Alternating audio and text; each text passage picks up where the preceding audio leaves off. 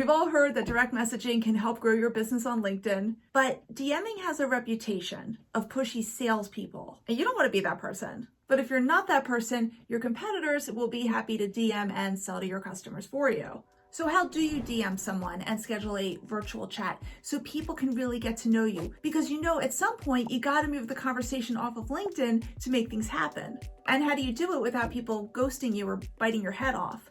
Now, I have to admit, for the longest time, I would ask someone to a Zoom call maybe once a week, and only if my confidence wasn't hiding under a blanket that day. I was all curled up in my own little comfort zone, and as we know, that's not where the magic happens.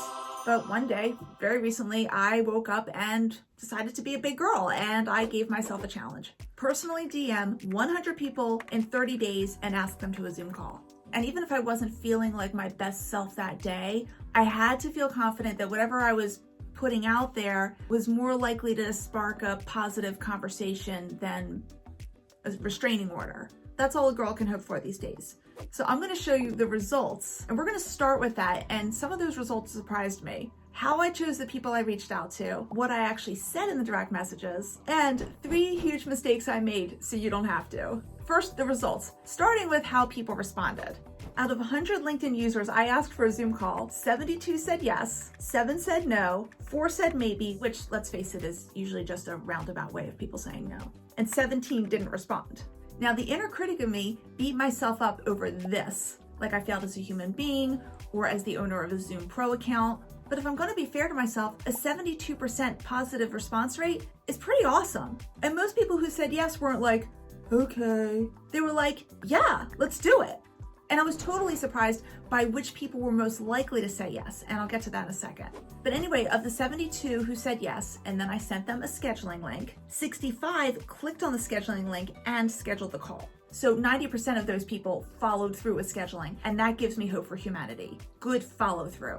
I wanted to also boost my chances that the people who scheduled the call also showed up, because you know how it is sometimes with cancellations. So I had this statement at the bottom of my scheduling link. When you schedule our call, please understand that I'm reserving this time just for you. Please schedule with me only if you plan to show up. Smiley face. Agreed?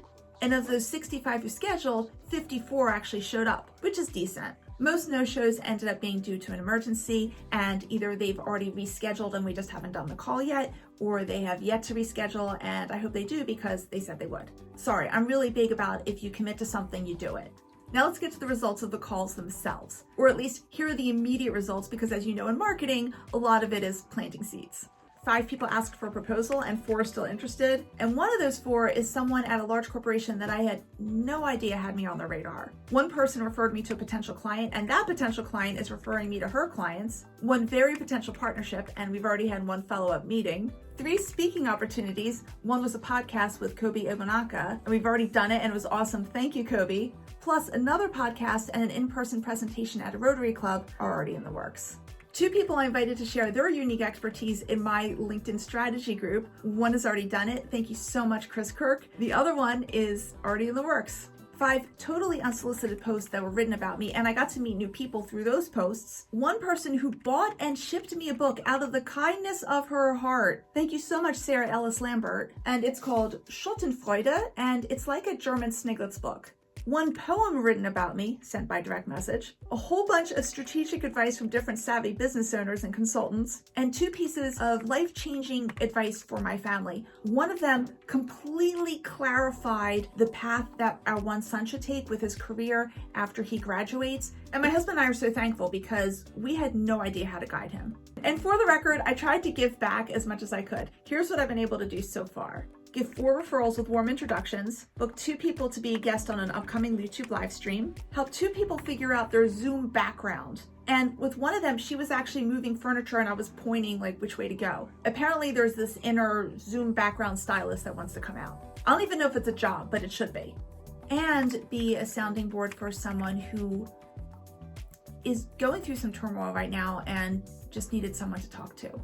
Now, overall, these are 54 people I feel so much closer to. And some of us have already done second meetings, and we're all engaging with each other's content so much more. I'm saying this because it's really short-sighted, and I've fallen into this trap of judging success based on just immediate sales. You have to look at the whole picture. Now, before I show you how I chose the people and my message, let's talk about the first huge mistake I made. And that was assuming I could reach out to 100 people in 30 days and be on all those calls and do all the follow-up and still be there for my paying clients because my paying clients come first, and end the day by 5 o'clock so I can make dinner. What I thought would take 30 days took 75. So 2.5 months, and that is okay, says my therapist. Okay, so how did I choose the people I'd reach out to? That coincidentally was my next big mistake. At first, I thought I'd pick all 100 people in advance based on how much we've already engaged in the past and therefore I wasn't a stranger, or how long we've known each other in real life, and I'd just go down the list. But I realized really quickly that wasn't gonna work. It was so awkward for me to reach out to someone that I've known for, say, 2 years. Let's say we've had a strictly LinkedIn commenting relationship, and then out of the blue ask for a Zoom call. It was like walking up to a coworker you've only nodded at in the break room and then asking them to co-parent a house plan. So I scrapped the list and instead based my outreach on event triggers, such as the person just commented on my stuff, and by stuff I mean a post or comment I wrote, or I just commented on their stuff and they commented back on my comment, or they just accepted my connection request. And by the way, most people I reach out to connect to are interesting people that I find in the comment section of other people's posts. They comment on the person's post, I comment on their comment, they comment back, I send an invite. Or I accepted their connection request and they're clearly not trying to sell to me. Important side note about connections. People often ask me if it's better to have quality connections or quantity when building your network. And the answer isn't as straightforward as you might think, because you don't want to misjudge someone who could have been a great client or a referral source and then you just left money on the table. So I've created a whole video to clarify everything and I'll include a link at the end of this video. But anyway, back to the triggers. The key thing here is that there was a very recent interaction that I could build from. And here's the craziest part, and it's something I never would have predicted before doing this challenge. The highest response rate came from people I'd known for 30 days or less. And in some cases, I invited them to a Zoom call literally the same day we met. Now, I'm not saying to ditch people you've known for more than a month. I'm just saying don't be scared to reach out to someone you've just met, as long as you're reaching out the right way. Which brings us to, what did I say in these DMs? Here's what I didn't do.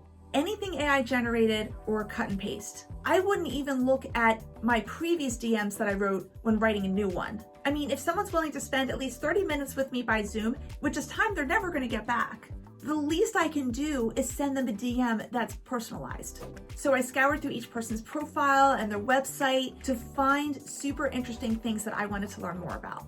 I also had to write the DM with a mindset of helpfulness. Not, how can I help this person and then they pay me for it? Because that's called sales. And that's what 99% of those virtual chat DMs that flood our inbox are all about. No, I'm talking about, how can I just help this person?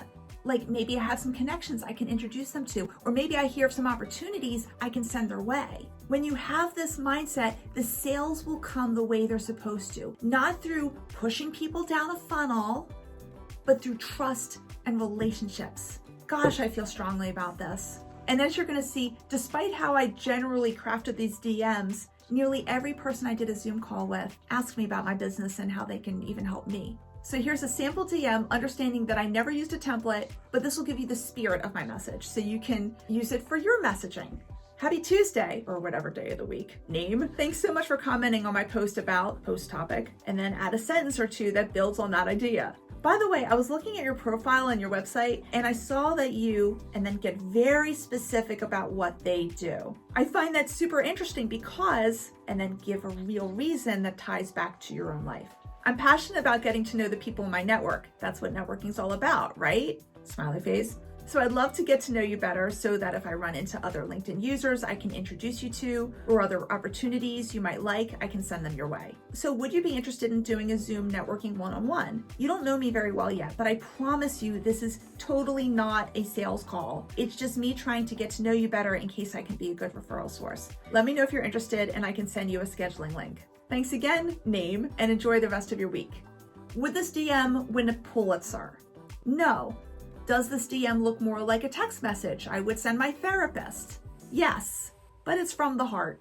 It took me about 10 minutes to write a single direct message. And then sometimes I did it as a voice message, and it did take a little less time that way, and it was a little more personal. And then during the Zoom call, I take notes and then transcribe those notes into my CRM so I could stay organized. And all in all, here's the biggest mistake I made: not doing all these Zoom calls sooner. Your LinkedIn experience is going to be so much richer from a business standpoint, from a personal standpoint, when you get to know the person behind the profile picture. You're going to connect on a much deeper level. And speaking of connecting, how do you know which people you should have first-degree connections with and how many? You don't want to waste your time with too many people, but you also don't want to leave money on the table. So watch this video in the top right corner, and you're going to learn how to grow your network in a way that grows your business. Thank you so much, and see you in the next video.